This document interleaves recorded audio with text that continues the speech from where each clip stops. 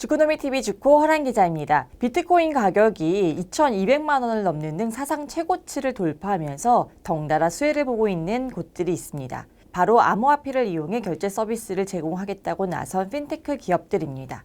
페이팔이 10월 비트코인 매매 기능을 추가한 데 이어 내년에는 모든 온라인 가맹점에서 암호화폐를 이용하여 결제를 할 수 있도록 하겠다고 밝혔습니다. 여기에 비자카드도 12월 1일 카드 결제 금액의 1.5%를 비트코인으로 돌려주는 신용카드를 출시하겠다고 나서며 경쟁을 달구고 있습니다.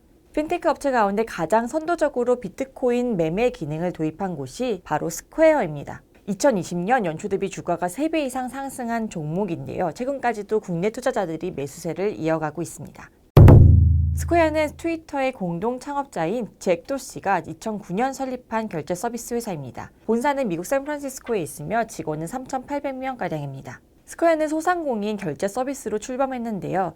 포스기로 불리는 휴대용 결제 리더기를 이용해 이동 편의성을 높이고 매출에 대한 금액을 바로 이체해주는 서비스를 도입하며 소상공인 결제 플랫폼으로 자리매김했습니다. 2015년에 모바일에서 송금 서비스를 할 수 있게 하는 캐시 앱을 출시하며 개인용 전자결제 시장에 진출했는데요. 이 같은 성장세를 바탕으로 같은 해 11월엔 뉴욕 증시에 상장했습니다.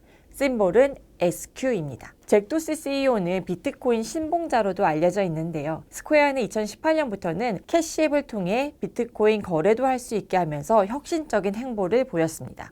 잭 도시는 현재도 트위터와 스퀘어의 CEO를 겸직하고 있는데요. 구체적인 시너지 그림은 나오지 않고 있지만 시너지에 대한 기대감은 큰 상황입니다. 소셜미디어와 결제 플랫폼이 합쳐졌을 때 각각의 경쟁사인 페이스북과 페이팔에 대해 대항력을 가질 수 있다고 보는 거죠. 잭 도시는 2008년 MIT 기술평가 전문지가 뽑은 세계 최고의 발명가 35인에 선정됐을 정도로 똑똑한 사람인데요. 이번 코로나 팬데믹 상황에선 통큰 기부를 밝혀 전 세계를 깜짝 놀래켰습니다. 그는 4월 자신의 트위터를 통해 그가 보유한 스퀘어 지분 10억 달러를 코로나로 여러 어려움을 겪고 있는 사람들을 위해 기부하겠다고 밝혔습니다. 전체 자산의 28%에 해당하는 금액이라고 하네요. 스퀘어 주가는 12월 2일 기준 203달러로 11월 말 215달러 최고점을 찍은 이후 소폭 하락한 상황입니다. 주가는 연초 64달러에서 3배 이상 올랐습니다. 야후 파이낸스에 따르면 애널리스트 평균 목표가는 187달러입니다. 11월 들어 시티그룹은 목표가를 185에서 215달러로 올리고 중립에서 매수로 투자 의견을 상향했습니다. BTIG 리서치도 목표가 220달러의 매수 의견으로 상향했고요. 스퀘어를 부정적으로 보는 분석가들은 주가가 너무 비싸다는 점을 지적합니다. 주가 수익 비율은 2021년 예상 실적의 183배 수준에 거래되고 있습니다. 지난 2년여간의 PER이 85배 수준이었던 것을 감안하면 2배 이상 높은 평가를 받고 있는 셈이죠. 또 개인 송금 및 결제 부문에서 경쟁 관계인 페이팔의 PER이 44배, 마스터카드 40배, 비자가 30배 수준인 것을 감안하면 동종업계에서 가장 비싼 주식이라는 평가가 나옵니다. 스퀘어 사업 부분은 크게 두 가지인데요. 가맹점 지급 결제 솔루션을 담당하는 셀러 에코시스템과 모바일 지갑인 캐시앱입니다. 매출 비중은 셀러 부분이 3분의 1, 캐시앱이 3분의 2를 차지하고 있습니다. 스퀘어의 3분기 매출은 30억 달러로 전년 대비 140%나 증가했는데요. 이 중 셀러 부분이 9억 6,500만 달러, 캐시앱 부분이 20억 7천만 달러를 차지했습니다. 캐시앱 부분에서도 비트코인 거래에서 나온 매출이 16억 달러로 성장을 견인했는데요. 무려 전년보다 1000% 이상 증가한 수준입니다. 시장에서는 스퀘어의 매출 자체보다는 매출액에서 매출 원가를 뺀 매출 총이익, 즉 그로스 프로핏이 더 중요하다고 보고 있습니다. 매출에서 비트코인 부분이 차지하는 비중이 54%로 높은 반면 비트코인을 매입하기 위한 비용이 많이 들기 때문에 실제 이익은 크지 않다는 이유에서입니다. 참고로 매출 총이익에서 판매비와 관리비를 빼고 난 남은 부분이 영업이익이고요. 영업이익에서 영업의 손익, 법인세 비용 등을 제한 것이 순이익입니다. 시장에서는 2021년쯤 캐시앱의 매출 총이익이 셀러 에코시스템과 맞먹을 정도로 커질 것이다 하고 예상했는데요. 이미 3분기에 거의 따라잡은 것으로 나타났습니다. 셀러 에코시스템의 매출 총이익은 3분기 기준 4억 900만 달러, 캐시앱은 3억 8,500만 달러로 비슷한 수준입니다. 아무래도 가맹점 결제 사업이 코로나 영향으로 성장세가 둔화된 반면 개인 간 거래에 가까운 캐시앱은 팬데믹 상황에서 오히려 수혜를 받기 때문입니다. 캐시앱 매출 총이익은 전년 대비 무려 212%나 증가했습니다. 회사는 4분기 가이던스로 캐시앱 매출 총이익이 전년 대비 80% 증가하는 수준에 그칠 것이라고 내다보고 있는데요. 하지만 여전히 상당한 성장세라고 볼 수 있습니다.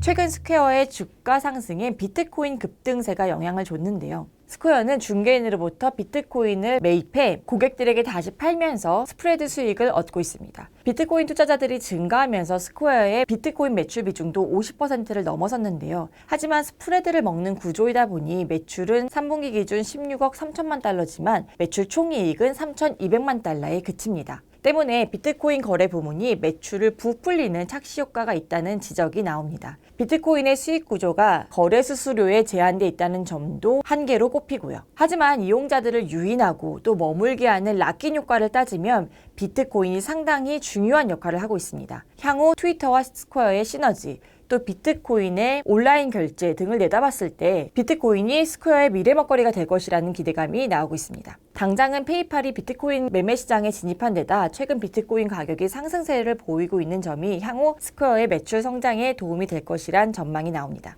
하지만 과거 사례처럼 비트코인 가격이 급락할 경우 주가엔 악재가 될 수도 있습니다. 스퀘어의 실질적인 성장 동력은 캐시앱으로 불리는 모바일 결제 플랫폼입니다. 캐시앱은 주식 중개, 비트코인 거래를 넘어 송금, 결제 등 모바일 지갑으로 변신하고 있습니다. 비트코인에서 나온 수익을 제외한 캐시앱 매출은 3분기 4억 4천만 달러로 전년 대비 173% 성장세를 기록했습니다. 캐시앱을 통한 실업급여와 재난지원금 이체가 허용되면서 캐시앱 이용자 수가 증가했는데요.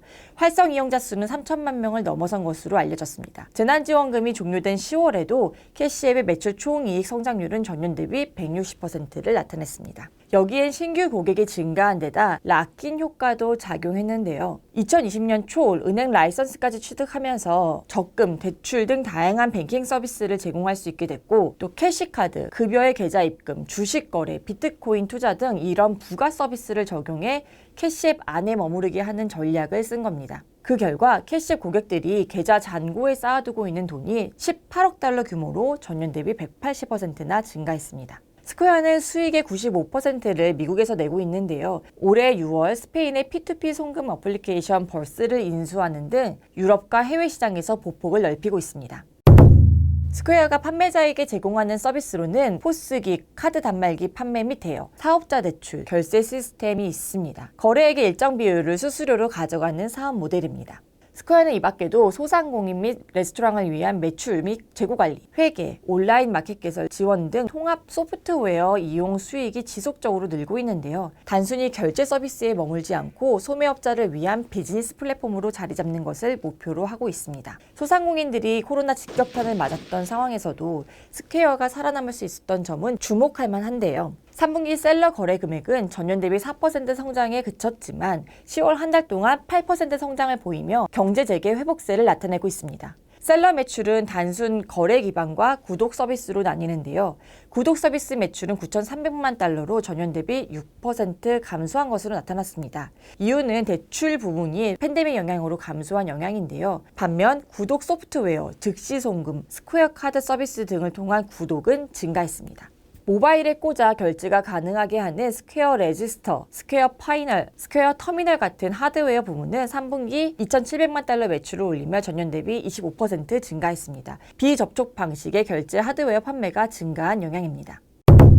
스퀘어의 모바일 캐시앱은 페이팔과 직접 경쟁하고 있습니다. 가맹점 결제 서비스 분야에서는 마스터카드, 비자 등과 경쟁하고 있고요. 소상공인 결제 서비스 분야에선 자체 결제 시스템인 쇼피파이 페이먼트를 내세운 온라인 쇼핑몰 플랫폼 기업인 쇼피파이와 경쟁 관계에 있습니다. 스퀘어는 이들 기업과 시가총액을 기준으로 비교하면 상대적으로 작은 회사인데요. 비자의 시가총액은 4,510억 달러, 마스터카드 3,340억 달러, 페이팔 2,250억 달러, 스퀘어는 800억 달러 수준입니다. 스퀘어는 경쟁이 심화되고 있는 모바일 결제 시장에서 가장 먼저 비트코인 거래를 도입하는 등 혁신적인 행보를 보였는데요. 하지만 거대 경쟁사인 페이팔마저 10월부터 비트코인 거래 시장에 진출하면서 스퀘어의 차별점이 약화될 수 있다는 우려가 나옵니다. 이용자 수도 열세인데요. 캐시앱의 활성 이용자 수가 3천만 명인데 반해 페이팔은 10배가 넘는 3억 4,600만 명에 이르고 있습니다. 올해 들어 페이팔이 50억 달러의 잉여 현금 흐름을 기록한 것도 스퀘어에는 아쉬운 점이고요. 하지만 성장성은 스퀘어가 더 높은 편입니다. 스퀘어가 비트코인 거래에서 캐시 모바일 지갑, 가맹점 결제로 이어지는 이런 선순환 고리가 시작되면서 성장세를 본격화하고 있다는 평가가 나옵니다. 페이팔의 매출 성장세가 20%인데 반해 스퀘어는 비트코인을 제외하더라도 3분기에만 63%의 매출 성장률을 보였습니다.